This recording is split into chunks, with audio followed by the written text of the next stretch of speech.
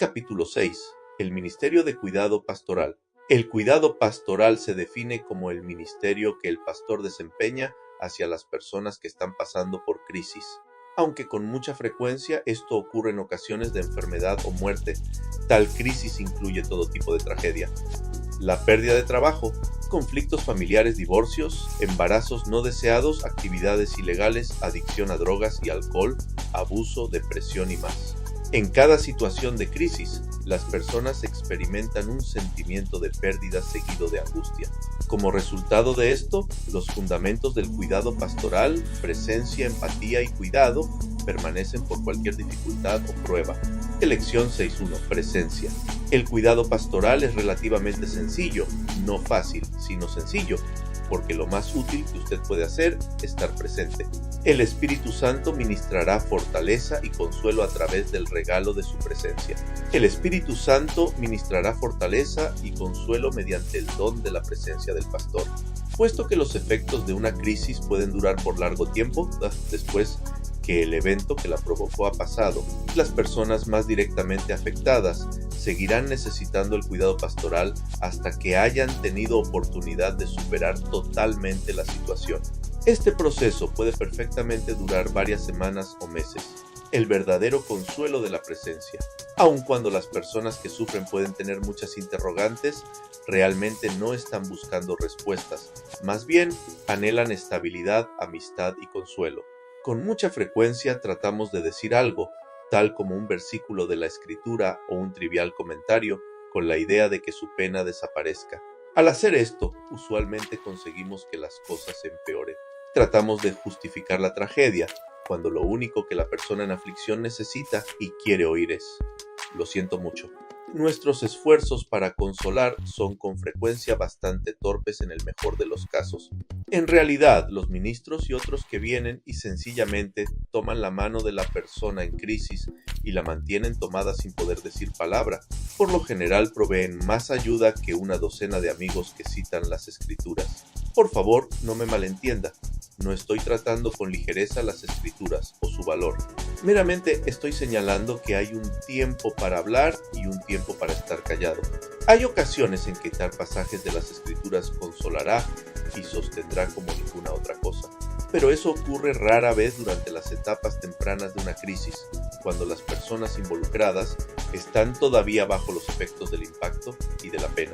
El comienzo de una tragedia es un tiempo para sencillamente hacerse presente, un tiempo para un brazo alrededor del hombro y para sostener la mano de la persona dolorida. Mi comienzo como pastor fue literalmente un bautismo de fuego, o tal vez debiera decir de enfermedad y de muerte. Durante las primeras 4 semanas en mi primera iglesia, prediqué en 3 funerales y pasé muchas horas en el hospital con los enfermos y sus familias. Nada en mi preparación o experiencia me había preparado para esto. En el hospital me sentía como un intruso, como si los doctores meramente toleraban mi presencia en un lugar en donde reinaban la ciencia y la medicina. Me sentía intimidado. ¿Qué bien podía posiblemente hacer yo? ¿De qué valían las Escrituras y la oración comparadas con los avances y el conocimiento involucrados en la medicina moderna? Sin embargo, visitaba fielmente a los enfermos, sentándome con sus familiares mientras el paciente estaba siendo operado, o durante las horas críticas cuando las cosas podían ir en cualquier dirección. Yo hacía lo que había sido enseñado a hacer: administrar las Escrituras y orar, así como un sinnúmero de otras cosas que nadie jamás había mencionado, tales como sencillamente estar presente y escuchar sin decir palabra. Por lo general me sentía totalmente inútil. Entonces comencé a recibir notas de agradecimiento de parte de la gente que había visitado en el hospital. Ellos escribían: significó tanto haberle tenido allí cuando me estaban operando, o es difícil poder expresar lo mucho que me fortaleció su visita. Me costaba creerlo. Yo me había sentido como si no hubiera hecho nada especial. Sin embargo, a pesar de mi inhabilidad, la gente era genuinamente tocada por mi visita. El saber que el Espíritu Santo estaba obrando a través de mí para llevar consuelo me dio más confianza la próxima vez que visité el hospital. Como 2 años después, experimenté una crisis que me ayudó a apreciar en mejor manera estas cosas. 9 días después de haber nacido nuestra hija Lea, mi esposa sufrió una hemorragia tan intensa que estaba casi inconsciente por la pérdida de sangre cuando llegamos a la sala de urgencias. Me quedé mirando mientras el personal del hospital la transportaba a la sala de cirugías. Luego el doctor me pidió que firmara documentos autorizando la operación. Al estar solo y lleno de ansiedad me puse nervioso. Ahí estaba con mis pensamientos y temores, imaginando toda clase de terribles posibilidades, paseándome agitado de un lado al otro de la habitación. Solo cuando mi madre llegó a hacerme compañía pude sentirme más tranquilo. No recuerdo que ella haya dicho algo, pero el hecho de que estuviera ahí me hizo sentir mejor. De alguna manera su presencia me dio fortaleza y ánimo. Por primera vez comprendí el valor de los pequeños actos de bondad durante tiempos de crisis. Palabras de aliento, el toque de una mano o la simple presencia de otra persona puede traer consuelo. Aún aquellas personas valerosas e independientes pueden encontrar fortaleza en la presencia de un pastor o amigo bondadoso. Quizás los problemas no cambien, pero parecen perder magnitud cuando un amigo está cerca. El valor y poder de la presencia. Pocos pastores están especialmente dotados en el área del cuidado pastoral. Por naturaleza, la mayoría de nosotros siente la necesidad de hacer algo cuando nos vemos confrontados con una crisis. Si no somos capaces de arreglar los problemas, nos sentimos inútiles. Esto conduce a dos tipos de errores tentadores: adelantarse demasiado en ministrar a las personas o tratar de evadir la situación por completo. Un pastor que estaba visitando a una mujer enferma de cáncer solía entrar y salir de esa habitación con mucha prisa y siempre era él quien hablaba. Prácticamente no le daba a ella oportunidad de hablar. Siempre le preguntaba cómo estaba, pero nunca le dedicaba suficiente tiempo como para que ella respondiera sinceramente. Pasados unos 2 o 3 minutos, él oraba y luego se iba comentando lo ocupado que estaba. Esta mujer agradecía la visita, pero su vida no era ministrada. Después de varias visitas, la mujer habló con el pastor del asunto. Él entró apurado como de costumbre, haciendo las mismas preguntas. ¿Cómo se siente hoy? ¿Durmió bien ayer? ¿Está sintiendo mucho dolor? Cuando él hizo una pausa para respirar, ella le dijo exactamente cómo se sentía. No estaba enojada, solo le hablaba con honestidad. El dolor es insoportable. Tengo temor de morir. Oro a Dios, pero parece que no me oye. Nunca siento su presencia. Siento como que los cielos se han convertido en piedra, como si Dios me hubiera dado la espalda. Esto puso al pastor muy incómodo. No sabía qué decir. Cuando ella comenzó a llorar, él dijo: oremos. La mujer contestó: no me vuelva a hacer eso. Usted usa la oración como una puerta de salida. Cuando trato de decirle lo que se siente tener 30 años, 2 hijos y estar muriéndose de cáncer, todo lo que usted hace es orar. Usted ora porque no sabe qué más decir. Esa no es una oración genuina, son solo palabras religiosas. Usted ora porque así no tiene que lidiar con mis sentimientos. Hoy día, usted va a oír lo que tengo que decir. Usted va a caminar este valle de sombra y de muerte conmigo. Se supone que eso haga. Por eso es que está aquí, para que yo no tenga que enfrentar la muerte sola. El pastor se quedó y la escuchó, pero dejó de visitarla por un largo tiempo. Aunque había tratado de ser un buen pastor, él sucumbió a 2 errores muy comunes entre los pastores. Hizo uso de la oración en un momento inapropiado y evitó a una persona que necesitaba su apoyo en forma desesperada. Comparto ese incidente no para desacreditar al pastor o al ministerio, sino para ilustrar gráficamente lo que sucede cuando usamos la oración y las escrituras demasiado pronto al ministrar a la gente en una crisis. Esto no es probablemente una elección consciente. Más bien, recurrimos naturalmente a la oración cuando nos enfrentamos a desafíos o situaciones imposibles. En la mayoría de los casos, esta será una respuesta adecuada. Sin embargo, en el caso citado provocó un sentimiento de soledad en la persona que estaba agonizando. La oración nunca debe tener ese efecto. Es importante reconocer el momento apropiado y ser sensible a los sentimientos de las personas. Un padre que sufría expresó: conozco todos los versículos bíblicos apropiados, pero aunque las palabras de la Biblia son verdad, el dolor las hace parecer irreales. Esto mismo se puede decir de la oración. No hay nada más poderoso que la oración, pero en momentos el sufrimiento y dolor pueden hacerla parecer irreal, al menos por un tiempo. No estoy diciendo que no se deba orar con los enfermos, pero antes de orar el pastor necesita oír con atención y compasión.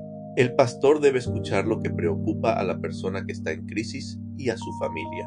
Es nuestra presencia lo que hace que la oración del pastor sea apreciada. Unos pocos años atrás, yo ministraba a una madre acongojada cuyo hijo adolescente había muerto en un accidente. Con lágrimas en sus ojos me compartió cómo alguien le había ministrado con su presencia. Una mañana, ella estaba sufriendo en gran agonía cuando alguien llegó a la puerta. Ella pensó en ignorar al visitante. Sus ojos estaban enrojecidos por el llanto, su cabello despeinado, y no estaba vestida para comenzar el día. Pero el visitante continuó llamando a la puerta. Cuando finalmente abrió la puerta, descubrió que era su amiga de la iglesia. Ella entró a la casa y le dijo: «He venido a hablar contigo. Si no tienes ganas de hablar, simplemente me sentaré junto a ti. Si quieres llorar, lloraré contigo». La visitante sacó un pañuelo en el cual llorar y enseguida se dirigió a la cocina a preparar café. Las dos amigas compartieron lágrimas y café el resto de la mañana. Mientras hablaban, la entristecida madre comenzó, poco a poco, a sentirse mejor. Aún estaba triste, pero ya no se sentía sola con su tristeza. Una amiga había venido a ayudarle a cargar el peso de la tristeza, y Dios también estaba presente para confortarla a través del poder del Espíritu Santo. Cuando esta madre compartió su experiencia conmigo, añadió: «Desearía que hubiera más personas como mi amiga». Hasta trajo un pañuelo. ¿No le parece increíble eso? Este es el ministerio de presencia. Es a lo que se refirió Pablo cuando escribió: «Cuando vinimos a Macedonia, ningún reposo tuvo nuestro cuerpo, sino que en todo fuimos atribulados, de fuera, conflictos, de dentro, temores. Pero Dios, que consuela a los humildes, nos consoló con la venida de Tito». La presencia ante la muerte. Muchos pastores evitan a quienes están enfermos o al borde de la muerte porque es emocionalmente agotador. Es doloroso ver a una persona morir, no importa si toma unas pocas horas o unas cuantas semanas. La muerte parece hacer burla de los mejores esfuerzos de la medicina y en ocasiones también de la fe. Aún más, nos confronta con nuestra propia mortalidad. Los muchos afanes de la vida parecen mantenernos lejos de la idea de la muerte, pero en un funeral, la muerte viene a ser lo que atrae la atención de la gente. Jesús se encontró a cara con la muerte en Getsemaní. Él pudo ver que se avecinaba una muerte hostil, cruel y solitaria. Esto le hizo buscar apoyo en sus amigos más cercanos. A ellos les confesó: «Mi alma está muy triste hasta la muerte, quedaos aquí y velad conmigo». Sin embargo, estos hombres le fallaron a Cristo al quedarse dormidos en uno de los momentos más críticos de su vida. El ministerio de la presencia puede ser difícil. Nosotros estamos acostumbrados a hacer cosas que requieren actividad. Es difícil sentarse, esperar y observar con impotencia mientras la muerte viene a apoderarse de alguien. Las personas quieren hacer algo, lo que sea. Tomar alguna clase de acción nos hace sentir la ilusión de que tenemos el control y esto nos hace sentir mejor. Sin embargo, cuando permitimos que nuestra incomodidad inicie alguna acción, por lo general hacemos lo que no debiéramos. Por ejemplo, cuando Jesús estaba tratando de explicar a sus discípulos lo inminente de su muerte. Pedro, tomándolo aparte, comenzó a reconvenirle, diciendo: «Señor, ten compasión de ti, en ninguna manera esto te acontezca». La actitud de Pedro me recuerda de algunos de los errores que los pastores cometen cuando confrontan la muerte. Eligen ignorar o rechazar las pistas que la persona agonizante procura darles. Con frecuencia los pacientes dicen cosas como: «No tengo mucho más que esperar de la vida» o «Creo que pronto voy a morir». Pastores bien intencionados, pero mal guiados, podrían responder cambiando el tema o quitándole fuerza a la declaración. «No hable de ese modo. Usted tiene todavía muchos años de vida. De hecho, tal vez usted va a vivir más que yo». Aun cuando la intención sea la de alegrar, rara vez produce resultados. En cambio, estas palabras hacen que el paciente se sienta aislado. Al rehusar permitir que las personas en agonía hablen honestamente de su muerte inminente, los pastores les dejan enfrentar solos la situación. Una mejor manera de actuar es tomar su mano y decir: «¿Le gustaría hablar de eso?», o «¿Cómo le hace sentirse eso?». Preguntas como estas dan a la persona en agonía o sufriente una oportunidad de hablar acerca de sus verdaderos sentimientos, aun de aquellos que piensan que no debieran tener. Esto es lo que la persona que sufre espera. Ellos necesitan un lugar seguro y una persona confiable con quien hablar sin ser malentendidos o reprochados. Desean a alguien que les permita ser reales, alguien que les permitirá llorar o expresar su ira cuando necesiten hacerlo. Alguien que no tratará de explicar lo que no tiene explicación o de arreglarlo todo con una oración. Alguien que sufre no busca explicaciones teológicas. Simplemente desean nuestra presencia, nada más, nada menos. Eso es lo que más necesitan. Lección 6.2. Empatía. Para ministrar eficazmente a personas en crisis, los pastores deben tener algún entendimiento de lo que las personas están experimentando. Esto es, el cuidado pastoral requiere de empatía. La empatía es la habilidad de compartir las emociones o los sentimientos de los demás, en cierto grado lo que ellos están sintiendo. Aprender empatía. Aunque aprendemos mejor por la experiencia, no tenemos que atravesar por todas las crisis para empatizar con las personas a las que ministramos. Las personas mismas pueden enseñarnos. Mediante la observación y por escucharlos podemos obtener un entendimiento de lo que ellos experimentan. Podemos ponernos en el lugar de las personas enfermas, considerando lo que les sucede y cómo podrían sentirse. Las personas que están muy enfermas pueden sentir un implacable dolor y debilidad, lo que socava su moral y tal vez su fe. Psicológicamente, el enfermo también siente una pérdida de poder. Su entorno familiar se ha ido, ha sido reemplazado por un medio en el cual ellos tienen poco o ningún control sobre su cuerpo o sobre su vida. Ya no pueden fijar su propio horario o hacer las decisiones diarias. Pueden estar sujetos a procedimientos humillantes. Aun cuando todo esto conduzca a recuperación de la salud, en el intervalo puede resultar desmoralizador. Sin embargo, la emoción más debilitadora es sin duda el temor. Los enfermos generalmente tienen temor de lo desconocido, como también preocupaciones mundanas. ¿Qué me va a suceder? ¿Me mejoraré? ¿Seré capaz de cuidar y proveer para mi familia? ¿Cómo pagaré las cuentas del hospital? ¿Tendré mi trabajo para cuando me haya recuperado?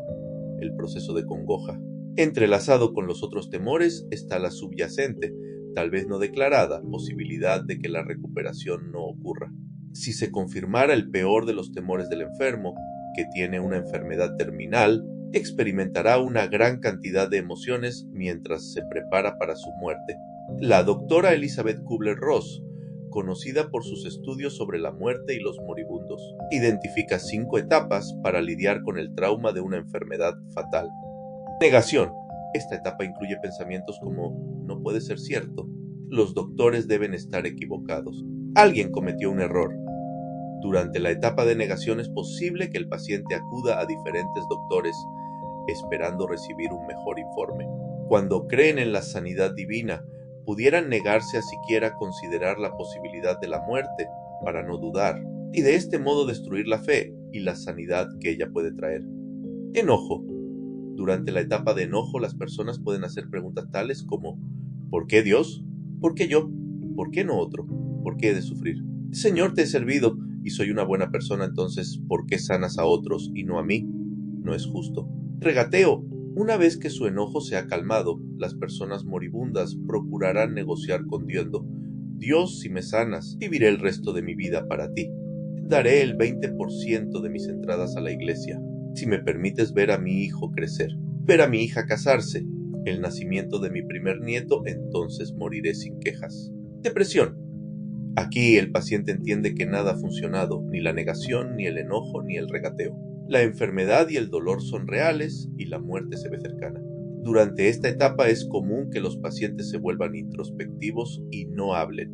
Esencialmente se rinden, se sienten sin esperanza y hasta pueden rechazar el tratamiento médico. Aceptación.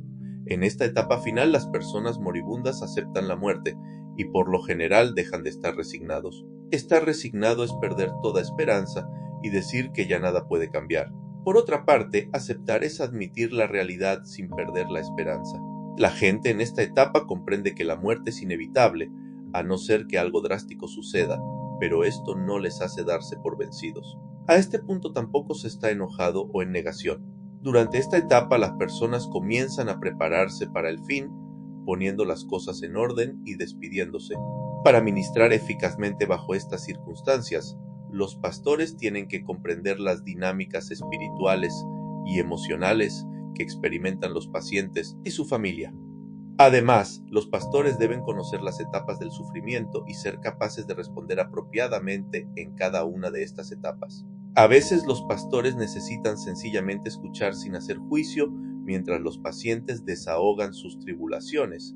En otras ocasiones, los pastores necesitan ofrecer estímulo de las Escrituras. Cuando sea apropiado, los pastores deben orar. Por sobre todo, siempre debieran esforzarse por seguir la dirección del Espíritu. Algunos pastores son naturalmente atentos y cuidadosos en esta área. Aunque no hayan sido instruidos, saben por intuición cómo relacionarse con personas que sufren. Sin embargo, la mayoría de los pastores debe aprender cómo prepararse espiritual y emocionalmente cada vez que van a ministrar. He encontrado de ayuda que antes de entrar en la habitación de un enfermo, hago una pausa para hacer a un lado cualquier preocupación que pudiera distraerme emocionalmente y no prestar toda mi atención a la persona. Trato de ponerme en la situación de aquella persona. Luego le pido al Espíritu Santo que dirija y ponga su unción en todo lo que yo haga. Cuando he acabado de hacer esto, y solo entonces estoy listo para ministrar. Lección 6.3. Cuidado. Identificarse con personas en crisis. Las personas que pasan por grandes crisis tienen múltiples necesidades físicas, emocionales y espirituales. La mayoría de nosotros, especialmente en los comienzos del ministerio, no tenemos conocimiento de primera mano respecto al trauma que experimentan los demás. Nunca hemos sido diagnosticados con una enfermedad terminal. Jamás hemos perdido a un hijo porque haya muerto. No nos hemos divorciado ni hemos sido despedidos del trabajo o experimentado la ruina financiera. Nunca hemos descubierto que nuestro hijo es adicto a drogas. La lista de situaciones que no hemos experimentado puede resultar virtualmente interminable. Como resultado, tenemos muy poca idea de lo que sienten las personas en crisis o de lo que esperan de nosotros. Teniendo eso presente, tal vez sea mejor comenzar con la perspectiva de los que están en crisis. Posiblemente necesitemos que nos digan lo que está sucediendo en su vida y cómo podemos ministrarles a ellos y a sus familias. Y unos años atrás encontré un folleto pequeño que me fue de gran valor. La autora era Wendy Berggren, una joven madre de 3 hijos que padecía de cáncer de mama. Cuando el doctor descubrió el tumor maligno, Wendy se sometió a la cirugía, la quimioterapia y la irradiación intensa en un gran esfuerzo para aplazar la muerte inminente. La quimioterapia produjo todo tipo de efecto colateral que la debilitaba hasta pasar en cama 2 semanas por mes durante 1 año y medio. Muchos buenos amigos procuraron ayudarle como les era posible, pero no sabían qué hacer. Durante un periodo extremadamente difícil, ella escribió algunas ideas para compartir con sus amigos. Esto nos ayuda a tener una mejor idea de las necesidades que personas como Wendy y su familia experimentan en situaciones como esa. 1. Visítenme a menudo, pero llamen antes de venir. No se queden sin venir para que yo tenga descanso. Con frecuencia, la compañía es más importante que el descanso. 2. Pregúntenme a quién quisiera ver e invítenles a venir con ustedes. A veces estoy muy cansada para conversar, pero es agradable poder oír una conversación. 3. Tomen fotografías de mis hijos a medida que pasan los meses, así no sentiré que he estado completamente ausente de esta etapa de sus vidas. 4. Ofrézcanse a ayudar a mi familia con 2 pequeñas tareas a la semana. 5. Permítanme sentirme triste y prepararme para lo peor. 6. Cuéntenme un chiste. Aunque no sea gracioso, me reiré. 7. Tóquenme. El aislamiento de ser una inválida hace que un toque de amor sea más dulce. 8. Digan la palabra cáncer enfrente de mí para poder sentirme normal. 9. Digan que me veo bien, considerando por lo que he pasado. 10. Ofrézcanse a cuidar de mis hijos, aunque mi esposo y yo estemos en casa. Esto nos proporciona momentos de privacidad y libertad sin tensión. 11. Pídanle a su esposo que visite al mío alguna tarde. Desde que estoy enferma, él no ha tenido mucha oportunidad de reír y distraerse. Me hace tan feliz oírlo reír con un amigo. 12. Oren por mí y díganme que están orando. 13. Háblenme del futuro. Planear para el futuro, cumpleaños, graduaciones y otras cosas ayuda a fortalecer mi fe. Por supuesto, no se puede esperar que los pastores satisfagan ellos mismos todas estas necesidades, pero pueden hacer que sus congregaciones tomen conciencia de ellas. También pueden desarrollar un sistema de preparación formal para instruir y movilizar gente que se encargue de este ministerio. Tómese un tiempo para revisar la lista de Wendy. Cuando yo la leí me di cuenta que 8 de las 13 cosas enlistadas se relacionan con sus necesidades emocionales. Ella pidió que la visitaran, la tocaran, le permitieran expresar su tristeza y bromearan con ella. 4 cosas se relacionan con las necesidades de su familia y una con su propia necesidad de oración. Jane Britton, otra víctima de cáncer, expresó necesidades similares. La gente de su iglesia le preparaba comidas, limpiaba su casa, lavaba sus ropas y le ayudaba a cuidar de sus hijos, pero nada de aquello se podía comparar con el amor que le mostraban. Ella dijo: el mejor regalo que me dieron fue el contacto físico y emocional. Mis amigas se sentaban junto a mí en el sofá donde estaba recostada. Me tocaban el hombro, sostenían mi mano, besaban mi mejilla y me abrazaban. Su toque me hacía sentir alivio. Compartían conmigo, como siempre lo habían hecho, sus problemas matrimoniales y de trabajo y sus dificultades personales. Su continua confianza me permitía sentir que aunque mi cuerpo estaba débil, mi mente y emociones no estaban dañadas. Responder a personas en crisis. Las crisis, en cualquier forma que se presenten, son emocionalmente agobiadoras. Producen no solamente una gran cantidad de necesidades emocionales, sino también mucho dolor y enojo. La gente herida invariablemente pierde el control, tal vez haciendo y diciendo cosas que no esperaríamos de un cristiano. Nuestra respuesta a personas heridas en un momento como este es de gran importancia. Afectará la eficacia de nuestro cuidado pastoral. Si sienten nuestra desaprobación, pueden esconder sus verdaderos sentimientos y decir las cosas correctas en lugar de las reales. Esto es, comenzarán a decir lo que piensan que deberían decir, en vez de lo que necesitan decir. Aun cuando esto puede ser más cómodo para nosotros, limitará nuestro ministerio de cuidado pastoral. ¿Cómo debe usted responder a las personas que pasan por crisis, especialmente si demuestran dolor e ira? Permita que Jesús sea su modelo, absorba el enojo. Cuando Lázaro murió, Jesús fue a ministrar a sus hermanas. Marta, al oír que Jesús venía, corrió para encontrarlo y comenzó de inmediato a derramar su corazón. Exclamó: «Señor, si hubieses estado aquí, mi hermano no habría muerto». Así que la primera reacción de Marta fue dolor y desesperación. Ella acusó a Jesús de no preocuparse, de ignorarles cuando más lo necesitaban. ¿Cuál fue la respuesta de Jesús? Él la escuchó y absorbió el enojo y el dolor que ella traía sin reprenderla.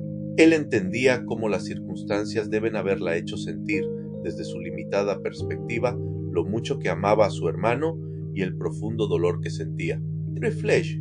Sin embargo, la reacción de Marta continuó, elevándose por sobre su confusión y dolor. Aún en su pena y enojo, ella expresó su fe, mas también sé ahora que todo lo que pidas a Dios, Dios te lo dará.